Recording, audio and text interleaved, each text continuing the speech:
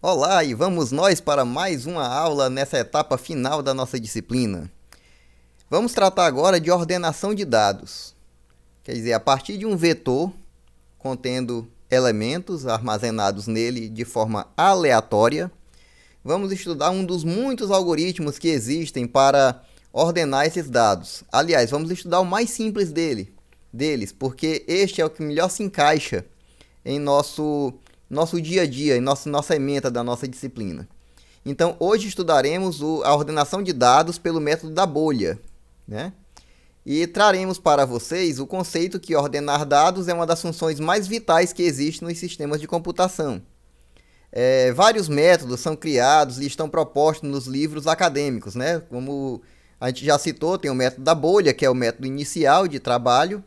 Temos o método da inserção direta, o método merge, o método conhecido também como quick, heap e vários outros métodos que são comumente estudados nos cursos de ciência da computação. Porém, nessa aula de hoje, por ser uma aula introdutória de uma disciplina inicial de computação, estudaremos o método de ordenação da bolha, né, o bubble sort.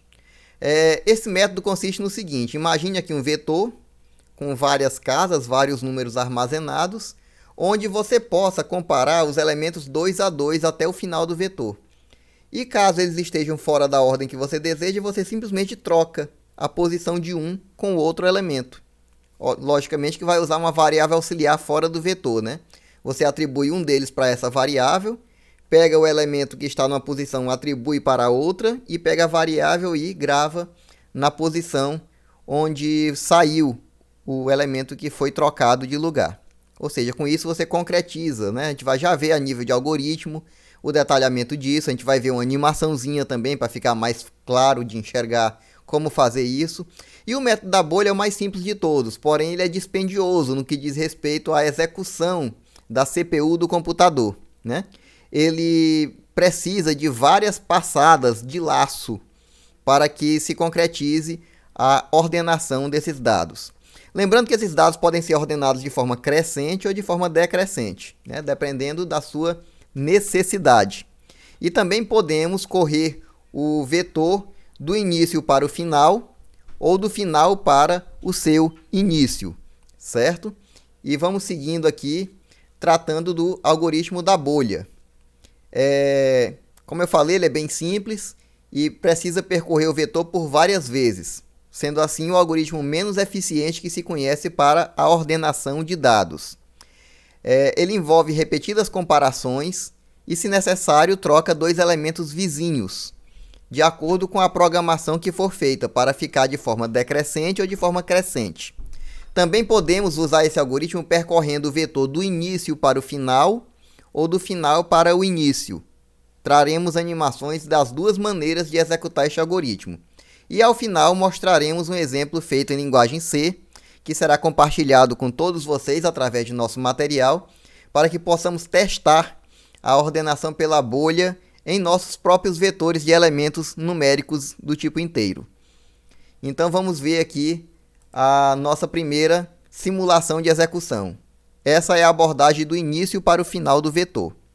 Observe os elementos que estão destacados pelas bolinhas verdes, o 6 e o 1 sendo trocado de posição, o 6 e o 3 agora sendo trocado de posição também. Voltamos a trabalhar no início do vetor. 2 e 4 estão em ordem crescente, 4 e 5 também, mas 5 e 1 não. Vamos trocar. E assim ele vai fazer repetidamente até obter os dados ordenados de forma crescente. Então observemos que ele continua, né? 2 e 4, 4 e 1 não estão em ordem ainda, vai haver a troca. 4 e 3 agora não estão em ordem também, vai haver uma nova troca. Isso. Voltemos para o início, 2 e 1 serão trocados e o vetor está devidamente organizado. A nossa animação vai ter novo começo, né? Vai voltar para o início e vai continuar se repetindo. Temos ainda uma outra animação que mostra a outra maneira de se abordar o algoritmo, do final para o início do vetor. Vejamos como seria. Agora observe que estamos percorrendo do final para o início. E o elemento inicial já fica em ordem. Porque você vem comparando, o algoritmo vem comparando e acaba ficando lá na frente o menor de todos das comparações. E rapidamente a gente termina fazendo alguns percursos do vetor, certo? A animação está se repetindo. Veja que ela vai até o segundo elemento, agora ela vai até o terceiro. Por ser uma das implementações mais otimizadas do método da bolha, o nosso algoritmo de exemplo vai trabalhar com este caso aqui, né? Onde você vai ter dois laços, um que vai fixar no início do vetor a posição aonde vai parar o laço decrescente que vai vir do final do vetor, trocando os elementos caso seja necessário de lugar. Aí esse início vai pular para a segunda casa e assim sucessivamente até obtermos o nosso vetor devidamente ordenado. E no caso aqui essa animação foi muito feliz porque foi colocado até umas barrinhas de tamanhos diferentes para nos dar a ideia exata da ordenação desses dados de forma crescente, certo? Nós temos também uma explicação feita no livro de estrutura de dados usando linguagem C, do autor Marcos Laureano. Esse algoritmo é descrito de maneira sucinta, de maneira em linguagem pseudocódigo, né? Não necessariamente Portugal, né? A gente vê que tem algumas coisas escritas em inglês nessa linguagem dele, mas não é necessariamente também uma linguagem de programação propriamente dita. Então é a linguagem própria que o autor usa para ilustrar a explicação do algoritmo. E ele está mostrando exatamente aqui que ele percorre com dois laços do tipo for o vetor chamado B, né? Indexando através desses dois laços pelo índice mais interno. Ou seja, ele vai fazer a corrida do vetor em dois sentidos também. O que muda aqui é que o laço mais externo dele vai do final para o início. E o laço mais interno ele vai do início para o final. Isso faz com que esse algoritmo do Marcos Laureano ele bata com aquela primeira animação, aquela das bolinhas verdes que a gente viu, né?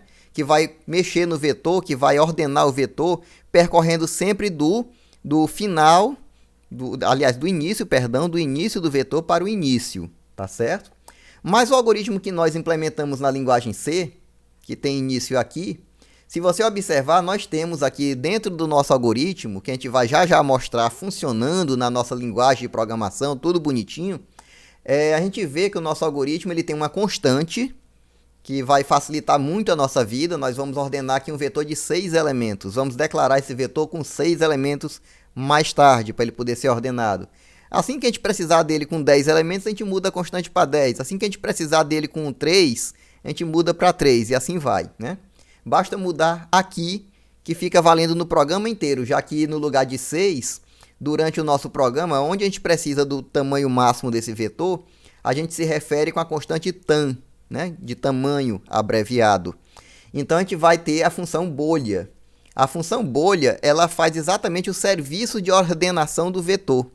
Então provavelmente a nossa função main ela vai fazer a leitura do vetor de forma aleatória, definida pelo usuário, e vai chamar a função bolha, que vai fazer a ordenação do vetor, e logo em seguida ela deve fazer a exibição desse vetor novamente.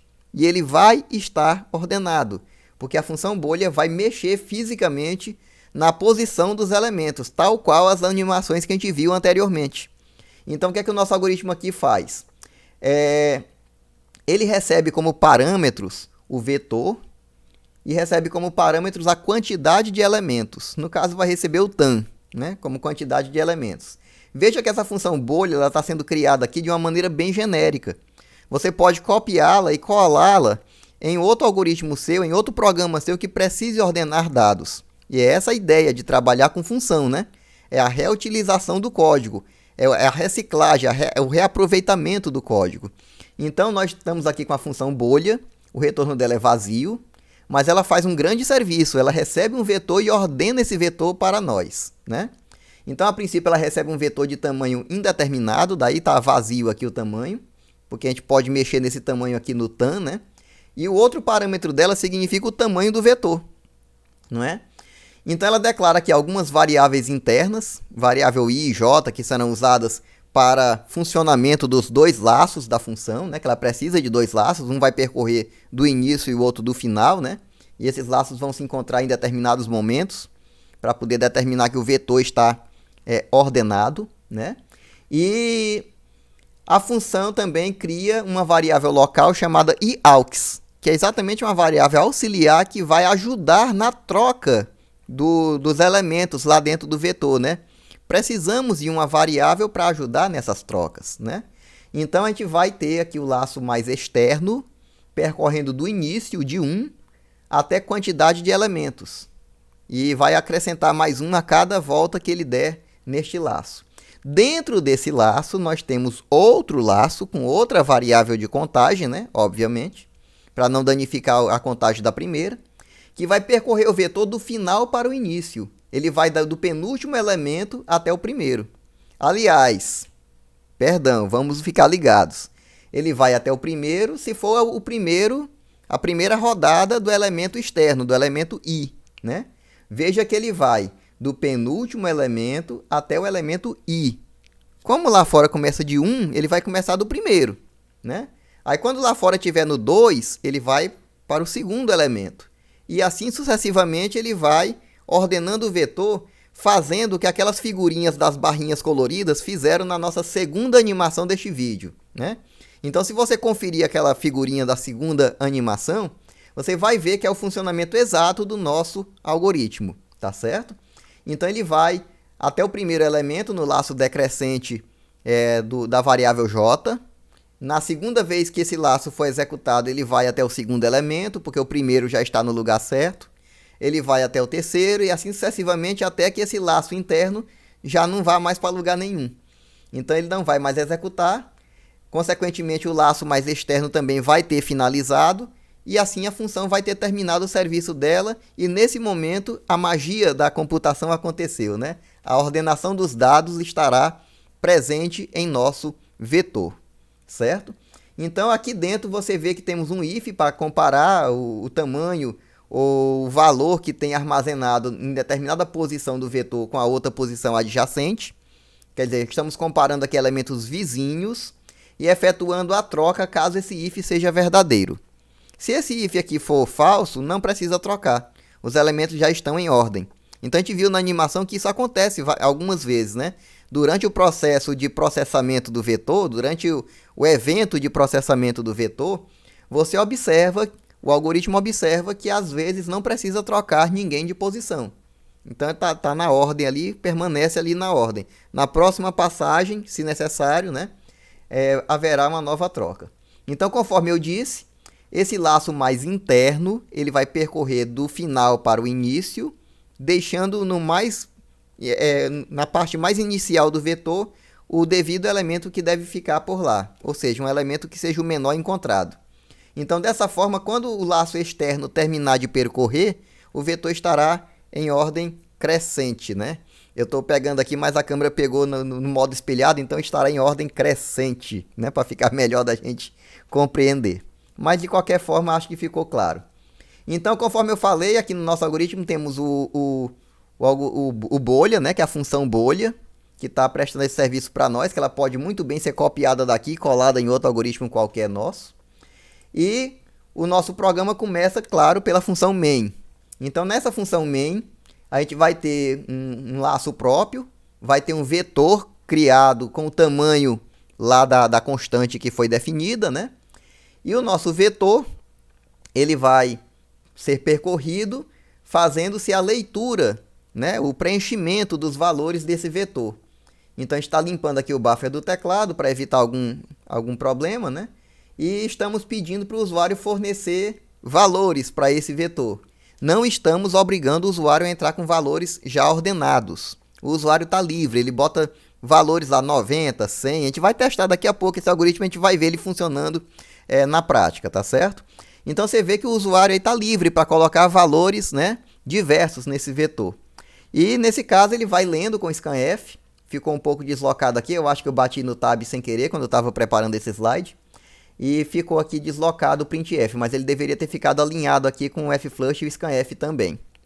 Aí a gente dá aqui uma estéticazinha na tela, né? Dá uns saltos de linha e executa a função bolha, passando para ela o nosso vetor e o tamanho máximo dos elementos que a gente vai executar. No caso aqui estamos trabalhando com 6 elementos por enquanto, né?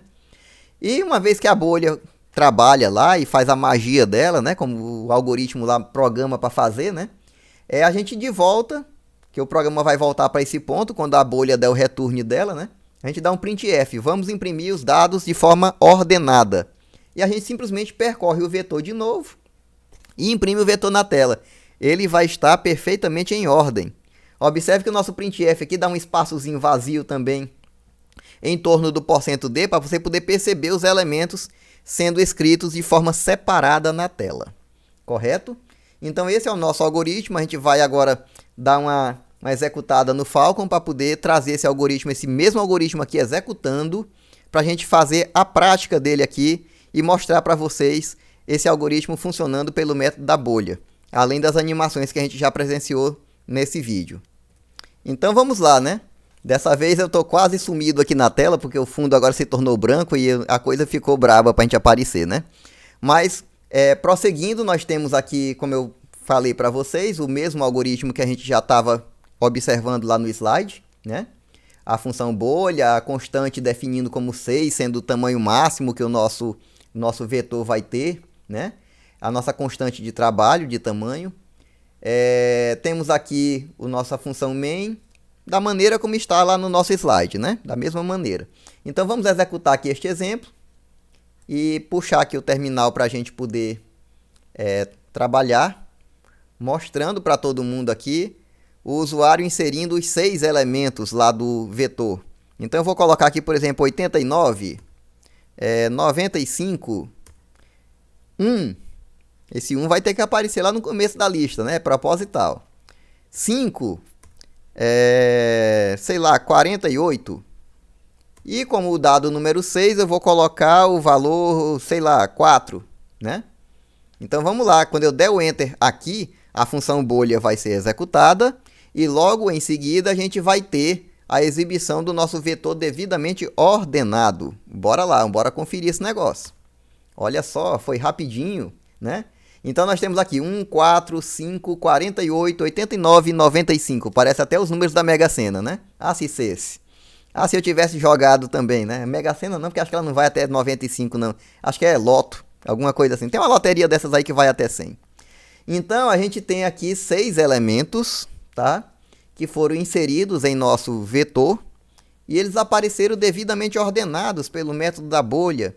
E olha só demorou 41 segundos aqui no nosso Falcon, que ele marca o tempo, porque eu parei para conversar com vocês e tal. Mas o algoritmo foi rapidinho, né? Eu dei o Enter aqui no 6º elemento e ele já ordenou, já mostrou os dados ordenados e tal. E para vocês terem uma ideia, esse é o algoritmo menos eficiente que tem para efeito de ordenação, né? Então as pesquisas de ciência da computação apontam esse como sendo o algoritmo menos eficiente que existe, né? Eu botei aqui o terminal aqui por trás da minha imagem para poder melhorar a nossa aparência aqui, para a gente poder conversar nesse final de aula. Então, nesse momento agora, espero que tenha ficado tudo claro a respeito do funcionamento desse algoritmo de ordenação para todos vocês. Ainda estamos preparando mais uma aula para poder fechar esse conteúdo nesse novo semestre que estamos fazendo com esse tempinho a mais, né? Então a gente deve preparar mais um assunto que está por vir. E agradecemos a você por ter assistido esse vídeo e esperamos vocês em nosso encontro para a gente poder discutir as prováveis dúvidas que possam ter ficado ainda a respeito deste assunto, né? Então, temos um encontro marcado no nosso horário de aula e é esse o nosso assunto de ordenação pelo método da bolha, né? Bem simples, bem prático, não tem nada demais. Basta apenas a gente ter em mente que vamos usar 2 laços para percorrer o vetor, né? E vamos fazer comparações. E essas comparações podem implicar em trocas de posição dos elementos presentes no vetor, para deixar tudo na sequência bonitinho, tudo ordenado tranquilamente. Então agradecemos a sua audiência e contamos com a sua presença em nosso próximo encontro virtual em nossa sala de aula de introdução à computação ou de algoritmos e programação. Até mais!